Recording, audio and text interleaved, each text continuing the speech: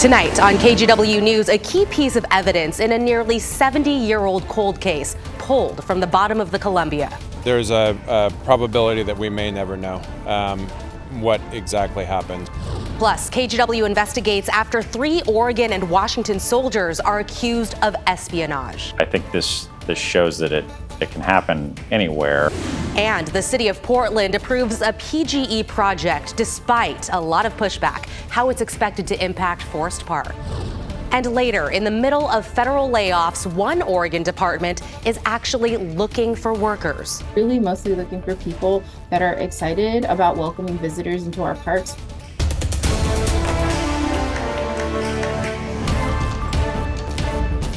Thanks for joining us here at 11. I'm Christine Pitawanich. We begin tonight with the cold case investigators have been trying to solve for nearly 7 decades. They're now closer to a conclusion after a piece of a car was pulled up from the bottom of the Columbia River today. Our Catherine Cook joins us live in studio. Catherine, what do we know? Well, Christine, investigators believe the car belonged to the Martin family of Portland. They disappeared back in 1958. It took excavators 2 days and a giant crane to get it, but tonight they might have their biggest clue. We knew it was going to be challenging. On the Columbia River in Cascade Locks. They worked and worked and worked. Days of work ended with this breathtaking moment as crews drew up this old chassis. A huge clue in a 66-year-old cold case and maybe a conclusion to it. Could this be the station wagon that carried the Martin family back in 1958? Mom, Dad, and 3 little girls had driven from Portland to the gorge that December to pick greenery, but never returned. They're fairly confident that they can make an identification of the car, which is a big step.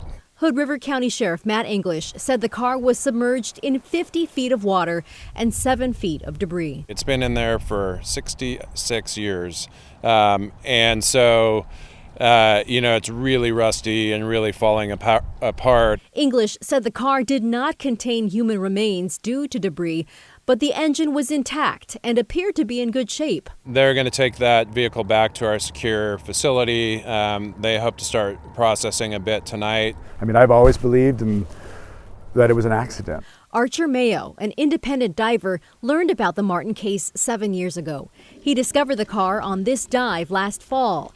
Using police clues, he formed a theory on where the car was buried. So there was a complication there that nobody knew about. It was this feature of the canal that actually trapped the car. And once I knew that existed, and I actually found that in the Oregon Historical Society in archives. And so I looked at a 130-year-old photograph and instantly solved a 70-year-old mystery. Friday marked day 2 of retrieval efforts on the Columbia. Ann Anderson, who's followed the case for decades, drove out from Kaiser to watch. I'm surprised they found it at all. And I thought, well, let's just go up and see what's happening. Obviously, we can't see much. Months after the Martins went missing, authorities recovered the bodies of the 2 youngest daughters from the river. But the bodies of the couple and their oldest daughter were never found. English says it's possible they'll never know exactly what happened. This may be as far as we can get because it's really unclear what's left in there. The sheriff tells us crews found at least 3 submerged vehicles during their search. But again, the one they retrieved today is the one they were looking for. Crews will not return to the river tomorrow. Christine. Appreciate you bringing us that update. Thank you, Catherine. Let's get you caught up now on tonight's other headlines. Today, a jury convicted a man for trying to kill several Portland police officers. It happened back in 2021 when officers tried to pull over 43-year-old Joshua DeGurnis in southeast Portland's Lentz neighborhood. He pulled out a gun after crashing into a tree and getting pepper sprayed. Officers fired back and hit DeGurnis, who survived. His sentencing is scheduled for next month. Clackamas County Commissioner Melissa Fireside resigned today after just 63 days on the job. Fireside was arraigned Wednesday on 8 felony charges. She's accused of stealing several $1,000s from an elderly man and forging signatures, including that of a state representative. The Board of Commissioners told us they'll discuss the timeline for selecting a replacement at next Tuesday's board meeting. And the city of Portland has approved PGE's proposal to install a new transmission line within Forest Park. This will mean cutting down around 400 trees over about 5 acres of land. The city got quite a bit of opposition to the plan, from people worried about damaging the ecosystem to others concerned about wildfire risk. Ultimately, the city official approving the permit said the project was needed. In developing news tonight, 3 U.S. Army soldiers from Oregon and Washington are facing new charges, accused of selling military secrets to people in China. Investigative reporter Kyle Aboshi looked into the case. It's a case involving top-secret hard drives and the sale of sensitive information to China by U.S. Army soldiers. This happened in Oregon. I think lots of times people think espionage is something that they see in a movie, or maybe it's something that happens in some faraway place. I think this shows that it can happen anywhere. According to the FBI, 2 soldiers stationed at Joint Base Lewis-McChord near Tacoma were arrested.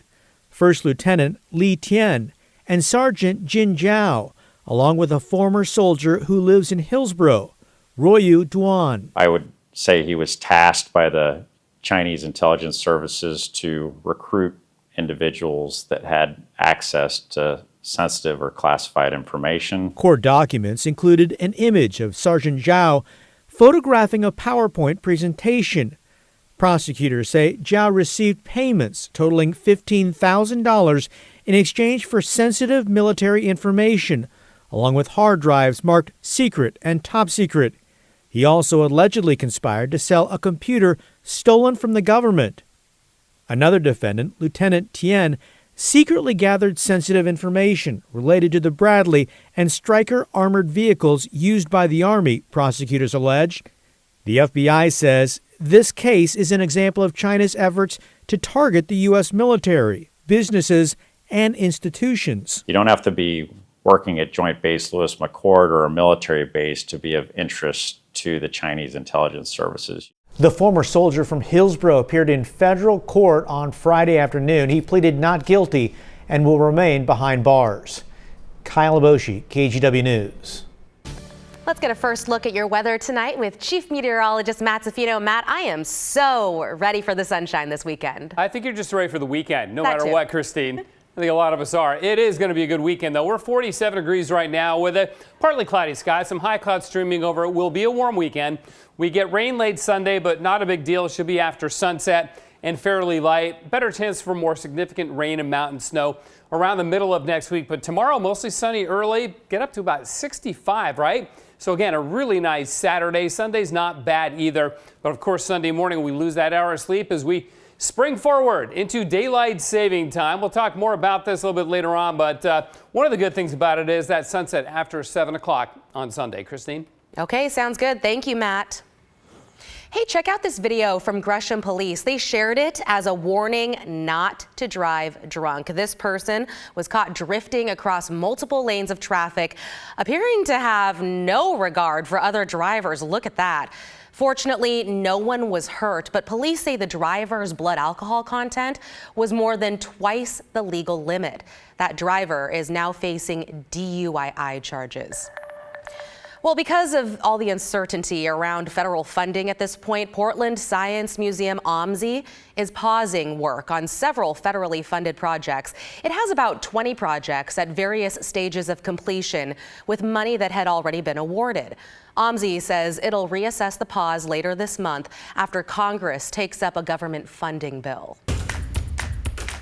And new at 11, while many national parks are dealing with job cuts, Oregon Parks and Recreation is hiring. They're looking for 200 seasonal workers for jobs across the state.